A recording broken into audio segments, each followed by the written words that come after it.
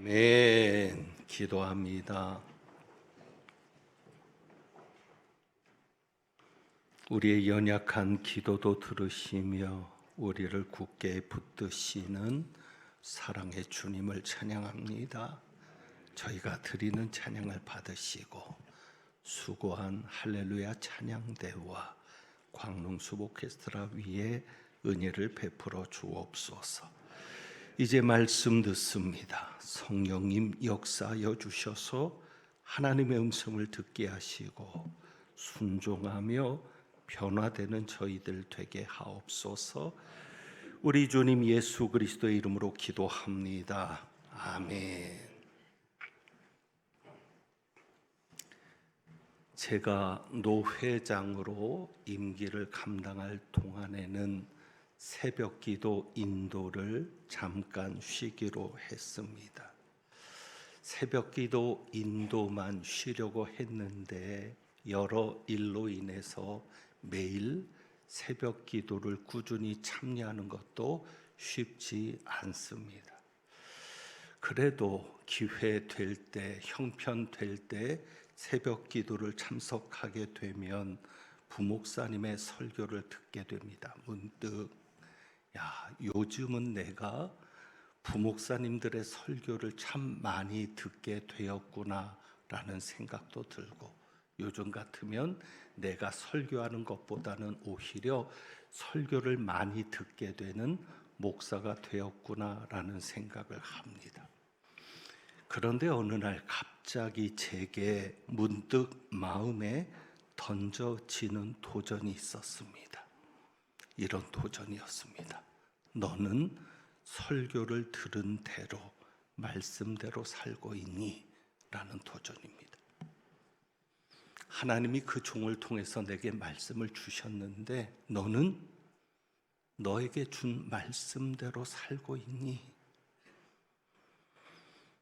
자신이 없었습니다. 그렇다면 나는 설교를 듣는 만큼 죄를 짓고 있는 것은 아닌가?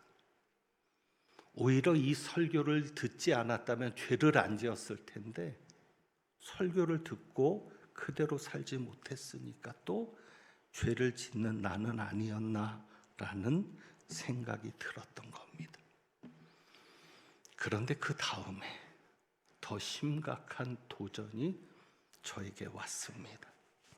너는 네가 설교한 대로 살고 있니? 너는 네가 설교한 대로 살고 있니? 그러고 보니까 목사로서 살면서 더 죄만 짓고 사는 것은 아닌가? 오히려 평신도로 살면 덜 죄를 지을 텐데 목사로서 살아가는 이 삶이 더 많은 죄를 짓고 있는 것은 아닌가 하는 생각이 들었습니다. 지난 주일에 음식 나눔 잔치가 참 은혜롭게 상황에 잘 맞췄습니다. 오늘 주보에는 그 참여한 분들의 이름이 기록되어 있습니다. 한 번도 그분들의 이름을 기록해 드린 적이 없는데 이번엔 좀 특별했습니다. 왜? 어렵잖아요. 그 어느 때보다도 어려운 형편에서 힘든 상황에서 그렇게 참여해 주셨다는 게 너무 감사해서 이름을 적고 이분들을 좀 기억했으면 좋겠다라는 마음이었습니다. 토요일부터 많은 분들이 와서 수고했습니다. 청년들을 비롯해서 천막을 설치하고 식당에서부터 식탁을 옮겨 나르는 그런 수고들, 그리고 음식을 준비하고 당일까지, 그리고 끝나고 마무리하고 치우는 그 순간까지 정말 많은 수고를 했습니다. 그런데 과연 나는 뭘 했는가? 음식 나눔 잔치 때 난 뭘 했나 생각했습니다. 목사가 한 게 없더라고요. 그저 한 거라고는 여기저기를 다니면서 수고했다고, 그들 돌아본 것밖에 없고 무거운 걸 나를 때 허리 다치지 않게 조심하라고 그저 옆에서 말로 거둔 것밖에 없더라고요. 내가 정말 한 게 없는데 오늘 27절 말씀이죠. 인자가 아버지의 영광으로 그 천사들과 함께 오리니 그때에 각 사람이 행한 대로 갚으리라. 우리는 부활절을 지나 이제는 재림하실 예수님을 기다립니다. 부활하시고 승천하신 그 주님께서 아버지의 영광으로 천사들과 함께 오겠다 말씀하십니다. 그런데 우리가 예수님의 재림을 향해서 나가고 있고 오늘 찬양대 찬양처럼 하나님 앞에 서는 그 순간을 위해서 나가고 있는 자들인데 두려운 것은 각 사람의 행한 대로 갚으리라. 과연 나는 받을 것이 있는가? 목사로서 나는 받을 것이 있는가? 라는 생각을 해봅니다. 갚으신다는 것은 보상하시겠다는 말씀입니다. 과연 내가 목사로서 한 일이 있다면 과연 나는 어떤 보상을 받을 수 있을까를 생각해 보았습니다. 이분들은 이렇게 고생하는데 교인들은 이렇게까지 수고하는데 과연 나는 목사로서 보상을 받을 것이 있을까? 목사로서 행한 것이 별로 없더라고요. 심각한 것이 있습니다. 그게 무엇인 줄 아십니까? 여러분은 안 해도 되는데 한 겁니다. 주방에서 봉사 안 해도 되는데 했고요. 그렇게 힘들게 수고 안 해도 되는데 했습니다. 오늘도 예배 한번 빠져도 됩니다. 주일 예배 안 나와도 됩니다. 그런데 나왔습니다. 그러나 저는 해야 되는 사람이니까 했습니다. 제가 예배 안 나오면 안 되니까. 제가 그걸 안 하면 안 되니까. 자, 그러면 안 해도 되는데 한 사람하고 해야 돼서 어쩔 수 없이 한 사람하고 상급이 같아서야 되겠습니까? 다르죠. 목사가 더 좋은 상을 받으면 안 되는 겁니다. 왜요? 목사는 당연히 해야 돼서 하잖아요. 하지 않아도 되는 이들이 수고하고 굳이 나서지 않아도 되는 이들이 나서서 헌신할 때 그것이 더 큰 상급을 받게 될 것입니다. 분명 여러분들은 상 받을 겁니다. 그래서 이런 재미있는 이야기가 생각나죠. 목사가 천국 가서 할 게 하나밖에 없더라고요. 뭐요? 짜장면 배달. 2부 때는 반응이 더 형편없어서 내가 다음 주에는 이 예화가 무슨 얘기인지를 꼭 해야 되겠구나. 왜 목사가 천국에서는 짜장면 배달밖에 할 게 없는지. 각 사람이 행한 대로 갚으리라. 과연 나는 목사로서 한 것이 얼마나 되나. 그런데 여러분, 이 말씀을 묵상하는 가운데 한 가지 위로가 된 것이 있습니다. 예수님께서 각 사람이 행한 대로 갚으신다라고 할 때 이 행함은 우리가 생각하는 행함과는 다르더라고요.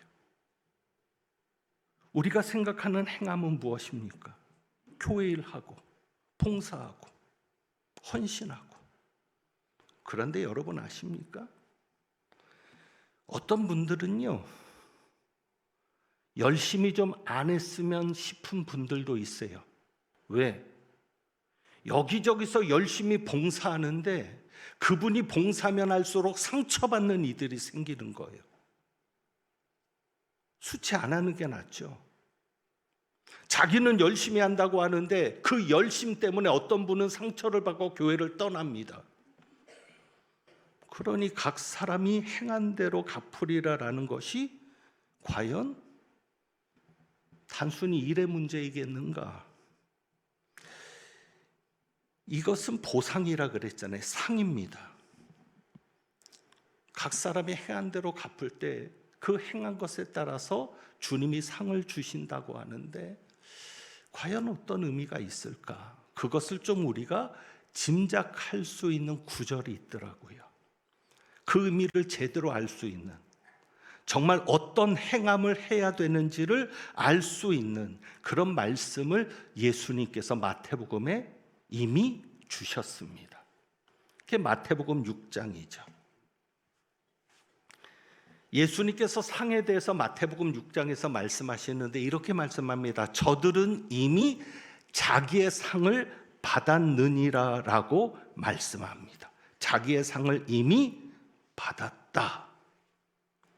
자기의 상을 받았다는 얘기는 뭐냐면 그 다음에 보면 6장 1절에서 그 이야기를 하시는데, 그러니까 자기의 상을 이미 받았다라고 얘기하실 때 그 이야기를 전제로 이렇게 얘기하시는 거거든요. 하늘에 계신 너희 아버지께 상을 얻지 못하느니라. 그러니까 이 땅에 있는 동안 자기의 상을 이미 받았다는 거예요. 행한 만큼. 그 자기의 상을 받았다는 건 뭐예요? 하늘에 가서는 받을 상이 있다 없다? 없다. 이미 상을 받았기 때문에 아버지께 얻을 상이 없다라고 말씀하시는 거죠. 그러면서 예를 드시는 겁니다. 세 가지 예를 드시는 거예요. 자기 상을 이미 받은 사람들. 첫째는 구제. 여러분, 구제 중요하잖아요. 교회에서 구제 열심히 하는 사람들 얼마나 좋아요. 사회에서도 기부를 많이 하면 칭찬하잖아요. 얼마나 좋습니까? 근데 예수님은 저가 자기 상을 이미 받았다라고 말씀하세요. 그렇게 구제를 열심히 했는데, 행했는데 아버지께 얻을 상이 없는 거예요. 두 번째는 기도. 그것이 5절부터입니다. 구제는 1절, 2절부터 나오고요. 5절부터는 기도. 기도할 때 여러분, 기도하는 사람이 얼마나 귀합니까? 교회가 가장 중요하게 할 것이 무엇입니까? 기도.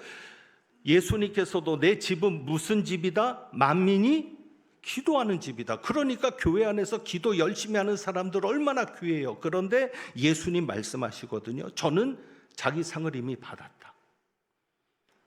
그 다음에 세 번째가 금식입니다. 금식. 금식에 대해서도 이미 자기 상을 받았다라고 16절에 말씀합니다. 이 금식은 종교적인 행위죠. 유대인들은 종교적인 행위에 따라서 금식을 합니다. 주기적으로. 그러니까 교회 안에서 이루어지는 종교적인 예식, 예배라든지 찬양이라든지 얼마나 중요해요. 그런데 그것을 열심히 했는데 자기 상을 이미 받았다라고 말씀합니다.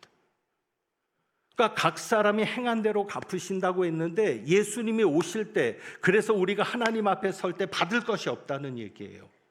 평생을 그렇게 했는데, 구제하고 기도하고 금식했는데.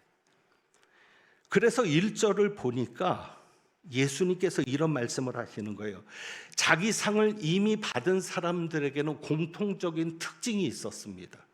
그게 뭐냐면 6장 1절에 사람에게 보이려고 그들 앞에서 너희의 의를 행치 않도록 주의하라. 그렇지 아니하면 하늘에 계신 너희 아버지께 상을 얻지 못하느니라. 그렇게 열심히 구제하고 그렇게 열심히 기도하고 그렇게 열심히 금식했는데 하나님 앞에 받을 것이 없다는 거예요. 어떤 사람? 사람에게 보이려고 했던 사람. 사람에게 보이려고 그들 앞에서 의를 행하지 않도록 주의하라. 올바른 것이지만 누구에게 보이려고 했을 때, 사람에게 보이려고 했을 때는 그 어떤 것도 이미 사람들이 칭찬하면서, 사람들이 놀라면서 인정하면서 이미 받은 거고, 하나님 앞에는 무엇할 것이 없다? 받을 것이 없다라고 말씀합니다. 여러분이 사람에게 보이려고 하는 그 모든 행위는 하나님 앞에 기억되지 않습니다. 주님 앞에 설 때 받을 것이 없습니다. 예수님은 그런 사람을 향해서 이렇게 말합니다.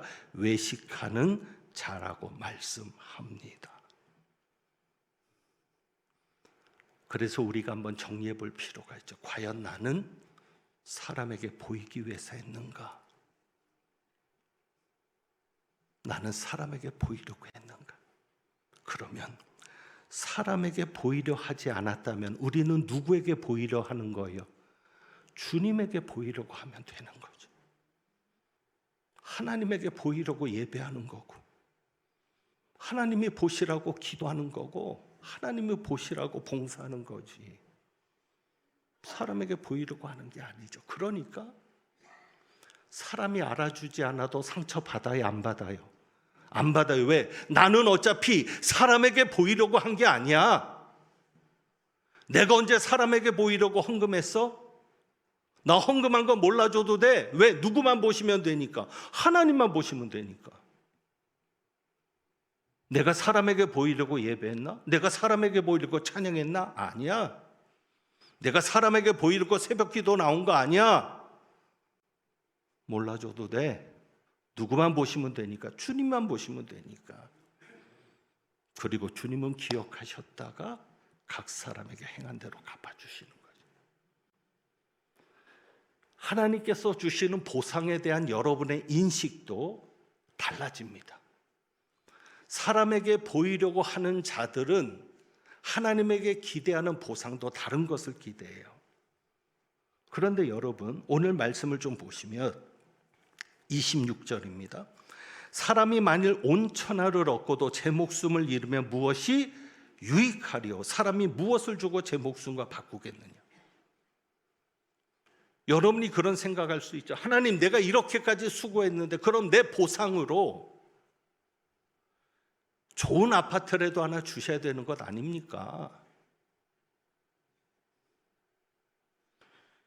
하나님이 여러분에게 주시는, 여러분이 행한 대로 갚아주시는 하나님께서 여러분에게 주시는 그 보상이 물질로 생각한다면 여러분은 사람을 따르는 자입니다. 사람에게 보이려고 한 자입니다. 왜요? 온 천하를 얻고도 그 어떤 것도. 그래서 결정적인 건 뭐예요? 하나님이 우리에게 어떤 보상을 주셨다고 합시다. 물질이든 성공이든 명예든 여러분 그것 가지고 천국 가지고 갈 수 있어요? 없어요? 없어요. 그건 상급이 아니죠.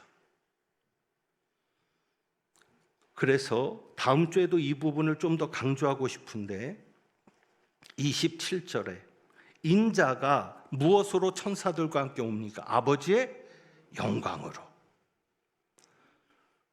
왜 예수님이 이 말씀하실까? 각 사람이 행한 대로 갚으신다는 게 뭐예요? 예수님이 가지신 영광을 우리가 함께 누리는 것. 그것이 우리가 천국에서 누리는 영광이죠. 분명히 다를 겁니다. 그러니까 내가 성령이 충만하면 여러분이 물질적인 욕심에 가득 찬 게 아니라 정말 성령이 충만하면 아버지의 영광이라는 말만 들어도 가슴이 뛸 거예요. 내가 천국에서 아버지의 영광을 누린다. 그리고 28절이죠. 인자가 무엇을 가지고? 그 왕권을 가지고. 그럼 각 사람이 행한 대로 갚으시는데 무엇을 주세요? 왕권. 예수님이 가지신 권세를 함께 누린다는 거예요. 천국에서. 예수님의 권세가 누구의 권세가 된다? 내 권세가 된다. 예수님의 영광이 나의 영광이 되고 예수님의 권세가 나의 권세가 되는 성령으로 충만한 자라면 이것에 가슴 뛰는 거죠. 이것 때문에 그래, 나는 사람에게 보이려고 하는 자가 아니야. 주님께 보이려고 하는 자야. 그러면 어떻게 해야 되느냐? 여러분이 사람에게 보이려고 하는 자가 아니라 주님께 보이려고 하는 자가 되기 위해서는, 자 24절입니다. 24절. 이에 예수께서 제자들에게 이르시되 누구든지 나를 따라 오려거든. 그러니까 여러분이 하는 그 행함이, 여러분이 하는 그 수고가 누구를 따르는 수고가 돼야 돼요? 주님을 따르는 수고가 돼야 돼요. 사람에게 보이려고 하는 자가 되는 것은 결국 사람을 따르는 자가 되는 거예요. 사람을 따르니까 내가 그 일을 하면서, 교회 일을 하면서 사람을 따르는 자가 되니까 결국 교회 일을 할 때 누구에게 보이려고 일하는 사람이 되죠? 사람에게 보이려고 일하는 사람이 되는 거죠. 그래서 주님을 따르는 자냐 아니면 같은 일을 하면서도 사람을 따르는 자냐가 나눠지는데, 사람을 따르는 자의 특징은 뭐냐면 교회 안에서 열심히 하면 할수록 당파가 만들어집니다. 세력이 생기는 겁니다. 사람을 따르니까 끼리끼리가 되는 겁니다. 자기 마음에 맞는 사람, 자기 말을 잘 들어주는 사람, 자기를 인정해주는 사람하고만 가까워지는 거예요. 그리고 왕따를 시키기도 하고요. 올해부터 저희 교회가 동아리 활동을 합니다. 동아리 활동을 본격적으로 시작하게 된 이유는 시대를 준비함에 있습니다. 코로나를 겪으면서 무너진 교회들의 특징과 코로나를 겪으면서 오히려 더 부흥하고 건강해진 교회의 특징이 있는데, 그것이 소그룹이 활성화되어 있느냐 아니면 예배만 중심으로 드리는 교회였느냐가 다른 거더라고요. 그러니까 예배가 살아있으면서 소그룹으로 모여서 구역이든 셀이든 성경 공부든 무엇이든 소그룹으로 모여서 교제가 이루어졌던 교회들은 오히려 더 건강해지고 결속력이 생겼습니다. 그런데 예배만 드렸던 교회들은 예배를 못 드리게 되니까 무너지는 거예요. 여기에서 저희 교회의 위기를 생각했습니다. 앞으로 정부가 교회 문을 닫을 수도 있잖아요. 교회는 예배드리지만 해산시킬 수도 있거든요. 그럴 때 교회가 살아남으려면, 여러분 아세요? 이란에도 그리스도인들이 많다는 거? 북한처럼 이슬람권이라 드러내지는 못하지만 거기에도 지하교회가 있다는 거 아세요? 그러니까 우리가 소그룹으로 교제하고 관계를 맺지 않으면, 두세 사람이 내 이름으로 모인 곳에라는 말씀처럼 정말 주님의 이름으로 적은 그룹들이 모여서 힘을 갖지 않으면 우리 교회도 어렵겠다. 그래서 동아리 활동을 하는데, 동아리가 본격적으로 시작합니다. 그동안 걸림이 됐던 게 오후 예배였어요. 2시 반에가 예배니까 아무것도 못하는 거예요.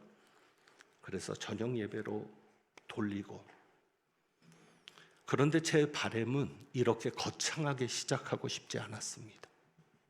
동아리 활동을요. 그저 그냥 마음 맞는 사람들끼리, 취미가 같고 방향이 같은 사람들끼리 모여서 자연스럽게, 그게 그냥 자연스럽게 모이는 가운데 만들어지는 게 중요하거든요. 그런데 기구를 조직하고 거기에 장을 세우고, 이거는 제가 원하던 그림이 아니거든요. 그렇게 한다고 하니까 하지 말라고는 할 수는 없지만 그래서는 아닌데, 왜? 그렇게 되면 결국은 그룹이 되는 거예요. 교회는 조직이 아닙니다. 생명체죠. 그러니까 걱정하는 게 뭐냐면, 오히려 이 동아리 활동을 통해서 더 사람들이 친해져서, 거기까지는 좋은데 결국은 외연이 확장돼야 되거든요. 예루살렘을 넘어서 사마리아와 땅끝까지 가야 되는데 자기네들끼리만 너무 친해지는 거예요. 동아리를 통해서. 그러면 오히려 더 교회가 끼리끼리가 되고, 거기에 참여하지 못하는 이들은 왕따가 되고, 그것 때문에 하는 게 아닌데 그 염려가 있는 거예요. 왜? 중요한 게 사람을 따라서 하는 거냐, 무엇을 따라 하는 거냐, 주님을 따라 하는 거냐. 주님을 따라 한다는 것은 무엇입니까? 나를 위하여. 25절이죠. 누구든지 나를 위하여. 결국 뭐든지 누구를 위해서 하는 겁니까? 예수님을 위해서. 결국 동아리 활동도 예수님을 위해서, 교회를 위해서 하는 거예요. 교인들 잘 되게 하기 위해서. 나를 위해서 하는 사람이 앞장서면 결국 하나님 앞에 받을 게 없는 거죠. 그래서 우리가 12제자를 이야기할 때 굉장히 중요한 관점이 거기 있는 겁니다. 예수님을 위해서 따른 제자들은 끝까지 예수님에게 남아 있습니다. 때로는 실패할 때가 있어도. 하지만 나를 위해서 예수님을 따른 자들은 결정적인 순간에 예수님을 팔아 넘깁니다. 그 대표적인 게 누굽니까? 지난번에 설교한 대로 가룟 유다죠. 예수님을 제대로 따라야 상이 있는 겁니다. 자, 그러면 우리가 사람을 따르는 자가 되지 않고 예수님을 따르는 자가 되고 사람을 위하여 일하는 자가 아니라 예수님을 위하여 일하는 자가 되기 위해서 가장 중요하게 여겨야 될 게 뭔가? 그래서 오늘 설교를 두 번으로 나눠서 하게 되는데 24절입니다. 24절. 이에 예수께서 제자들에게 이르시되 누구든지 나를 따라 오려거든. 예수님을 따라가는 자에게 가장 기본적인 게 뭐예요? 자기를 부인하고, 자기를 부인하는 거죠. 자기를 부인하는 것이 뭔가? 이것은 설명하지 않으려 합니다. 왜? 성령께서 여러분에게 그냥 경험적으로 깨닫게 하시면 좋겠어요. 중요한 것은 나를 부인하는 사람은 예수님을 시인하게 됩니다. 예수님이 앞장서게 됩니다. 왜? 나는 없으니까. 그러나 나를 부인하지 못하는 사람은 결국 나보다, 예수님보다 내가 더 앞장서게 되죠. 그러면 자기를 부인하는 게 뭐냐? 자기를 부인하지 못한 예가 베드로에게 나오는 거예요. 자, 24절에 보면 24절에 이에 예수께서, 이에입니다. 예수께서 왜 나를 따라오려거든 자기를 부인하고 자기 십자가를 지고 나를 따르라고 말하셨느냐? 24절에 이에. 왜? 그 사건이 일어났기 때문에. 그 사건이 뭐예요? 베드로의 사건. 예수님이 베드로에게 사탄아 내 뒤로 물러가라라고 말씀합니다. 사탄아라고 얘기합니다. 베드로를 향해 사탄이라고 얘기해요. 그런데 그 앞에 보면 베드로는 칭찬을 받았습니다. 17절이죠. 예수님께서 너희는 나를 누구라고 하느냐 할 때 베드로가 대답하죠. 주는 그리스도시요. 원어로는 당신은 그리스도시오입니다. 당신은 그리스도입니다. 당신은 살아계신 하나님의 아들입니다. 이 대답을 주님께서 굉장히 흡족하게 여기셨어요. 그래서 바요나 시몬아, 바요나는 요한의 아들이라는 겁니다. 요한의 아들 시몬아, 내가 복이 있도다. 복이 있다라고 말씀하셨어요. 그런데 바로 얼마 되지 않아서 사탄아라고 말하시거든요. 베드로에게 신앙 고백을 들은 이때부터 예수님이 21절에 보면 자기의 고난과 죽음과 부활을 말씀합니다. 그런데 베드로가 예수님을 붙들고 말합니다. 주여 그리 마옵소서. 그러니까 예수님 베드로를 향해서 사탄아 하면서 내 뒤로 물러가라. 왜 뒤로 물러가라고 얘기했어요? 내 앞길을 방해하지 말아라.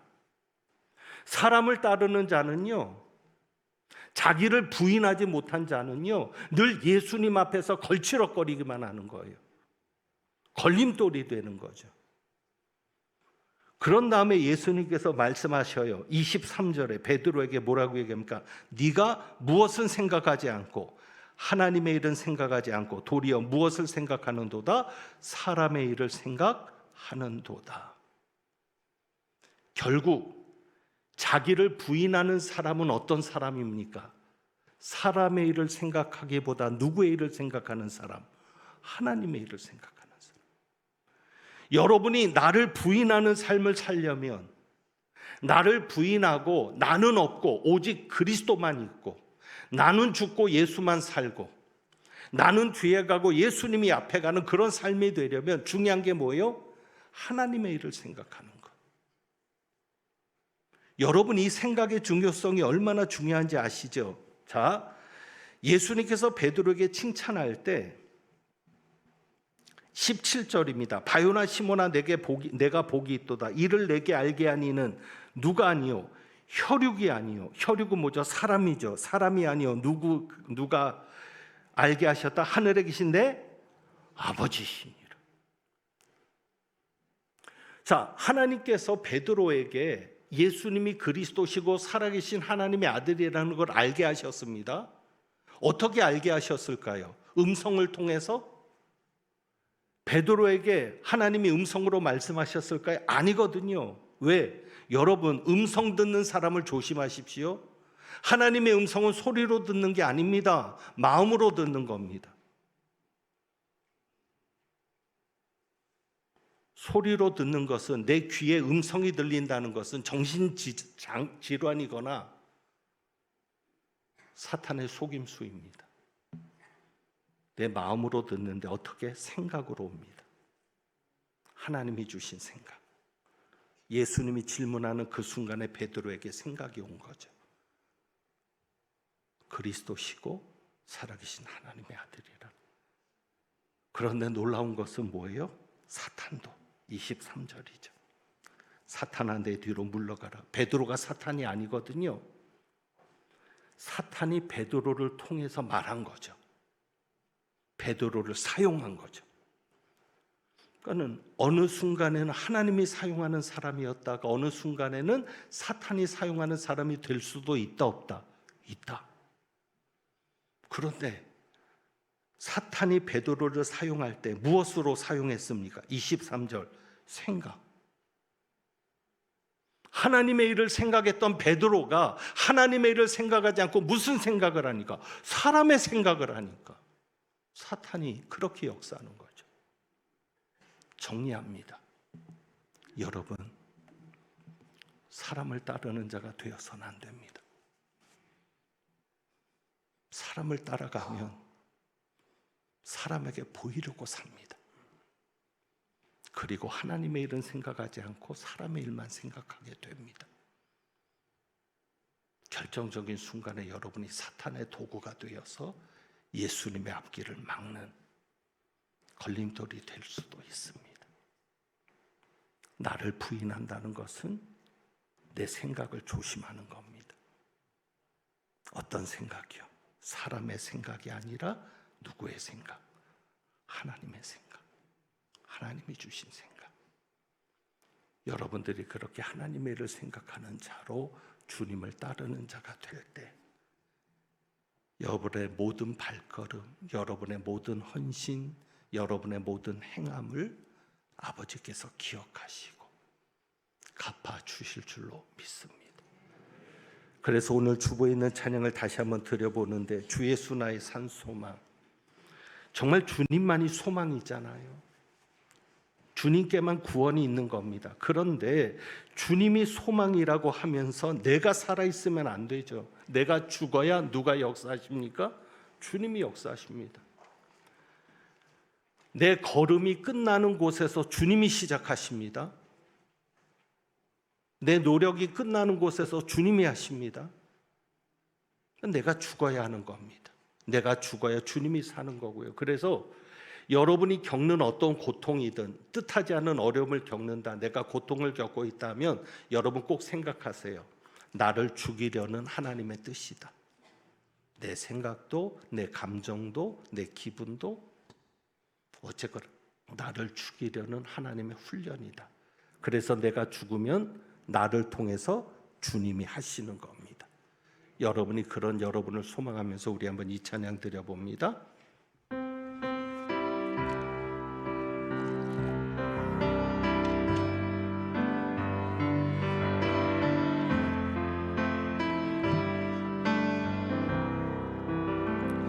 깊은 절망의 수렁 가운데 주님께 닿을 수 없던 우리, 어두운 밤 중에 하늘을 향해 주의 이름 나 부를 때 어둠을 뚫고 오신 주 사랑 나의 절망 거두셨네. 주님의 공로 다 이루셨네. 주 예수 나의 산소 그 누가 주의 자비를 다하라. 한없는 은혜 증량할까. 영광을 떠나 이 땅에 오신 죄가 되신 구주의 주의 십자가 내게 말하네. 영원히 난 용납됐네. 아름다우신 왕 나는 주의 것. 그리스도 나의 산 소망. 할렐루야 할렐루야. 주를 찬양하여라. 할렐루야. 자유케 하셨도다. 죄의 저주 끊으신 주께 구원이 있도다. 주 예수 나의 산 소망. 할렐루야 할렐루야. 주를 찬양하. 할렐루야 할렐루야. 자유케 하셨도다. 죄의 저주 끊으신 주께 구원이. 그리스도 나의 산소. 언약된 아침 장사된 몸에 부활의 호흡 시작됐네. 유다의 사자 위엄찬 선포. 사망이 무너졌도 이제 사망은 무덤이 우리를 주장할 수 없네. 우리를 주장할 수 없네. 유다의 사자 위엄찬 포효. 주 예수 승리하셨네. 할렐루야 할렐루야. 주를 찬양하여. 아멘. 할렐루야. 자유케 하셨도다. 죄의 저주 끊으신 주께 구원이 있도다.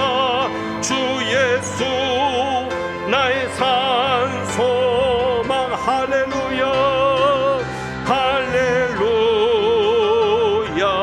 주를 찬양하여라. 할렐루야. 자유케 하셨도다. 죄의 저주 끊으신 주께 구원. 그리스도 나의 산소. 주님은 나의 산소망.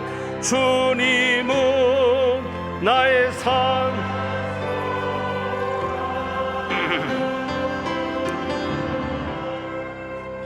아멘. 기도합니다. 살아계신 주님, 지금도 우리와 함께 역사하고 계시는 주님, 주님만이 하실 수 있습니다.